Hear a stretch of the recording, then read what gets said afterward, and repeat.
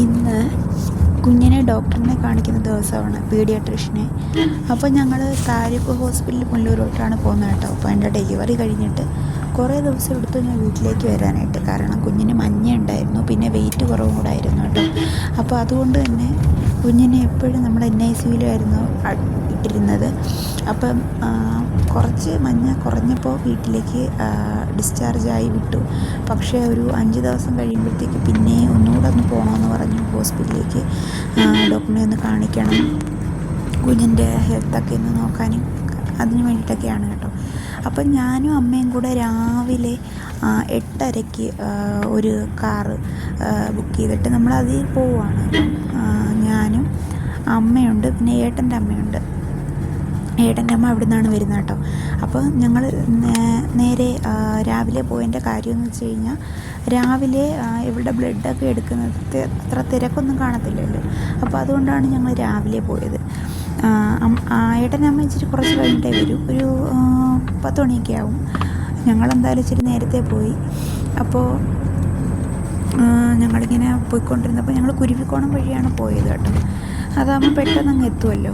അതുമാത്രമല്ല, അവിടെ ചെന്നിട്ട് കുറച്ച് റിപ്പോർട്ട്സും കാര്യങ്ങളുമൊക്കെ 5 ദിവസം കഴിഞ്ഞ് കിട്ടുന്ന കുറച്ച് റിപ്പോർട്ട്സൊക്കെ ഉണ്ടായിരുന്നു. അതൊക്കെ വാങ്ങിക്കുകയൊക്കെ വേണം. പിന്നെ കുഞ്ഞിന് ഇച്ചിരി പാലൊക്കെ കൊടുക്കണം, അങ്ങനെയൊക്കെ ഉണ്ട്. പിന്നെ പാൽ എനിക്ക് ഇച്ചിരി കുറവാണ്, അപ്പോൾ അതുകൊണ്ട് എന്തെങ്കിലും പൊടിയുടെ കാര്യങ്ങളും ഒക്കെ ചോദിക്കണം, അങ്ങനെയൊക്കെ പറഞ്ഞിരിക്കുന്നു.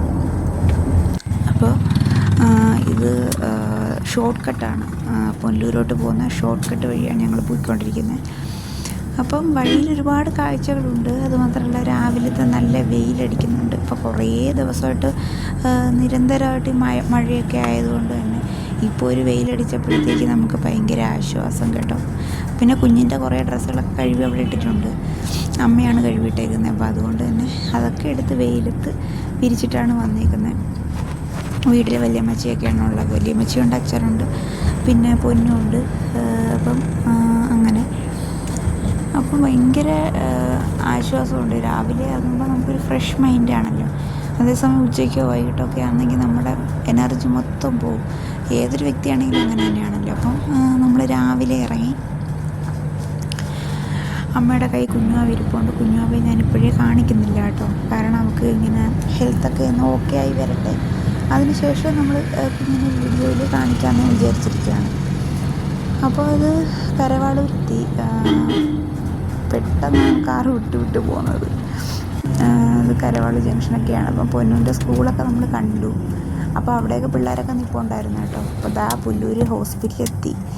അപ്പോൾ എൻ്റെ ഡെലിവറി എന്ന് പറയുന്നത് സംഭവബഹുലമായ ആ ഒരു കാര്യം കഴിഞ്ഞ് എനിക്ക് ഒരുപാട് നന്ദിയുണ്ട് കേട്ടോ ഇവിടുത്തെ ഡോക്ടേഴ്സിനോടും നഴ്സുമാരോടും, ഇവിടെ ക്ലീൻ ചെയ്യുന്ന ചേച്ചിയോട് പോലും എനിക്ക് എത്ര നന്ദിയുണ്ട്. കാരണം ആ ഒരു ടൈമിൽ നമ്മുടെ ഡോക്ടറും എല്ലാവരും കൂടെ എടുത്ത ആ എഫോർട്ടിന് എനിക്കിപ്പോഴും മനസ്സിൽ നിന്ന് മായുന്നില്ല. അത്രയും നന്ദി എനിക്ക് ഈ ഹോസ്പിറ്റലിനോടും ഇവിടുത്തെ ഡോക്ടേഴ്സിനോടൊക്കെ ഉണ്ട്.